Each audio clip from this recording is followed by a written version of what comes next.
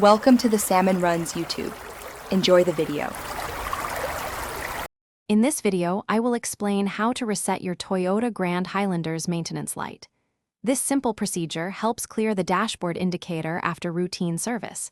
You can easily perform this yourself, saving a trip to the dealership. We'll cover the exact steps to ensure your light is off and your vehicle's system is updated.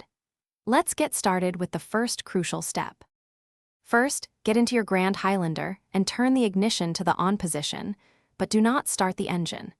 This ensures the vehicle's electrical system is active without the engine running.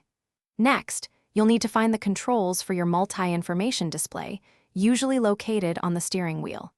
These buttons allow you to navigate through the various menus on your dashboard screen. Getting this set up correctly is key for the next steps. Now, using the display controls, navigate to the settings menu on your multi-information display.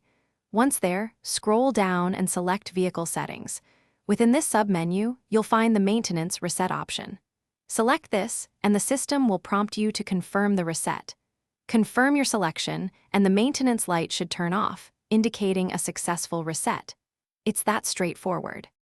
If your maintenance light doesn't reset on the first try, simply repeat the steps, paying close attention to each instruction. Sometimes, a quick reattempt is all it takes. If the light still remains on after several tries, it might signal a more significant issue that requires professional attention. Don't forget to check the description below for a link to the Shark AI Ultra Robot Vacuum and other great deals. This smart vacuum offers voice control and self-emptying features, making cleaning effortless. Thanks for watching. Thanks for watching. Consider subscribing if we helped you.